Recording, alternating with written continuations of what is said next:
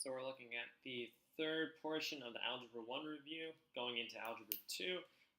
Of course, if you have any questions for material that we've covered previously or anything on this section or any future sections, please keep in mind you can reach out an email, seen here, ccortez@cohs.com.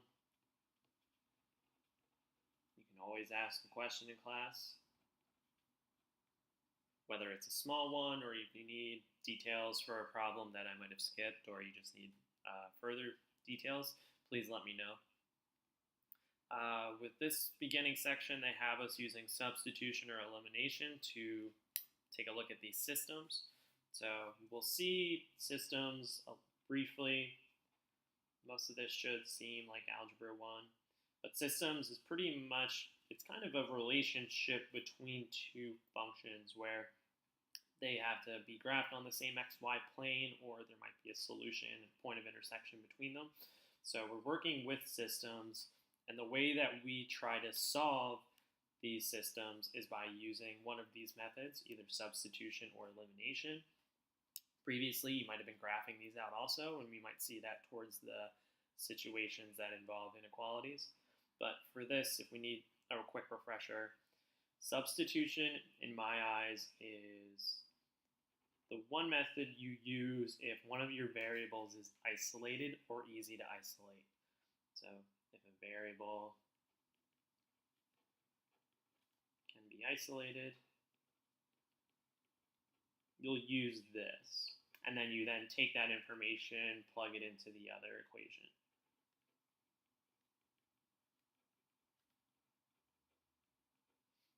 Elimination,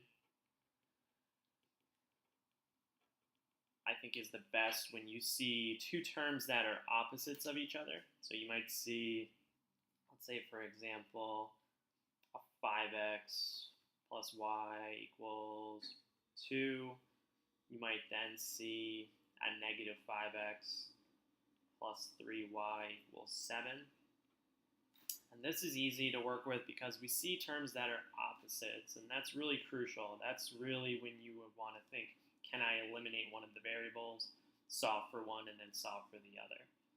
So think of opposites for this. If we take a look at problem 3, we have y equals 2x plus 8 with this additional equation of y equals 3x minus 1.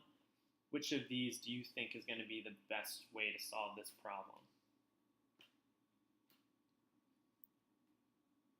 By using substitution, hopefully we can agree that the variables are isolated for y. This won't always be the case, but please, if you need to, rearrange the equation, move it around, shift it, do what you need to do to solve it. So we know that y should be equal to 2x plus 8, but it's also equal to 3x minus 1. So we can set those equals to each other. Since y equals y, we could also say 2x plus 8 equals 3x minus 1. If we solve for x from here, moving 2x, adding 1, adding 1.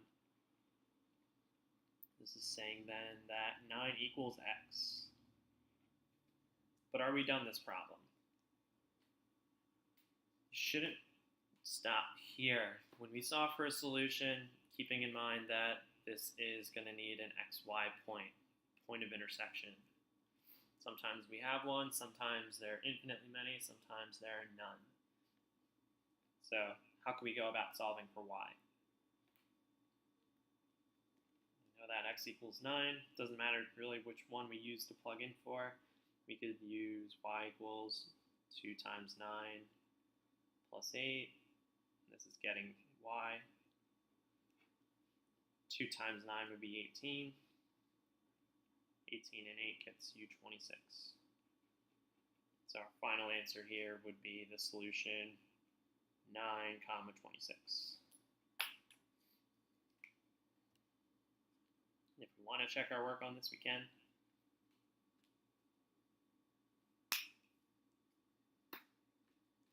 For problem 4, what do you think we can do?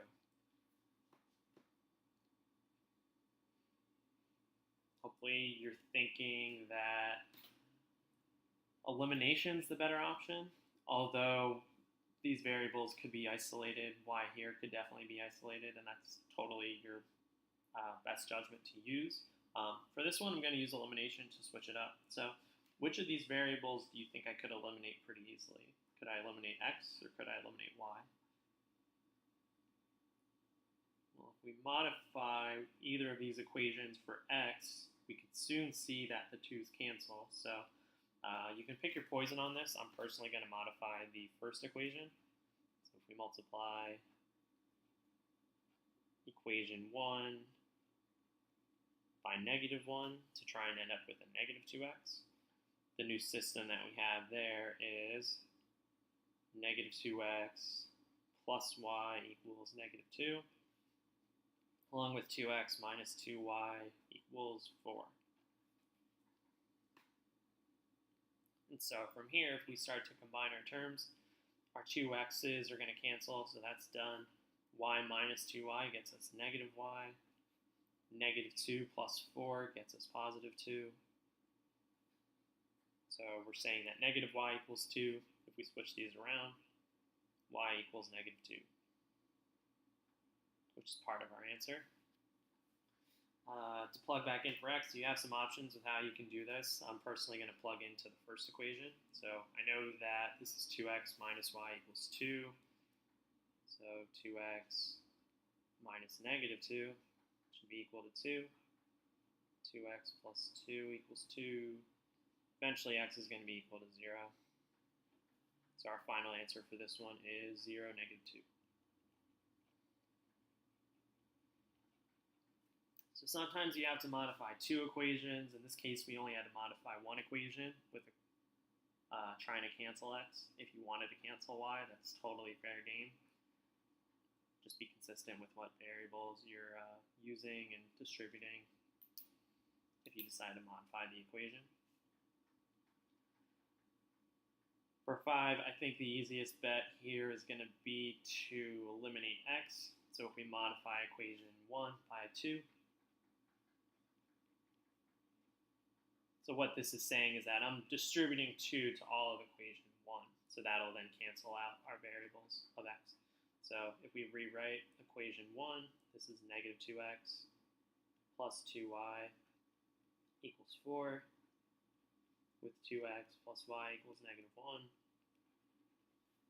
X's cancel, we're left with 3y equals 3, so y equals 1.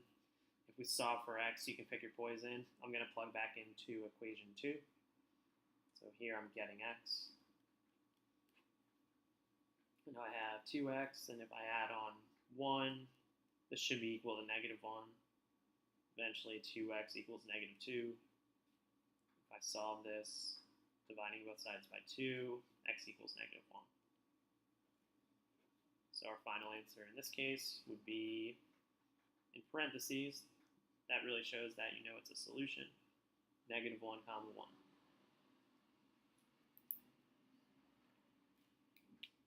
So these are tricky. I think this is one of the trickier topics that come up in Algebra 1, and they show again a little bit in Algebra 2. Eventually this year we'll see another way to solve these called matrices, where it will pretty much modify this equation so that it looks like this. So let's say, for example, this is extra right here, but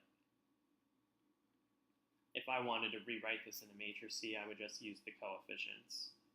And I think this kind of looks visually pleasing. If you end up going for a mathematics degree, you'll most likely be taking linear algebra, where a lot of the work is just this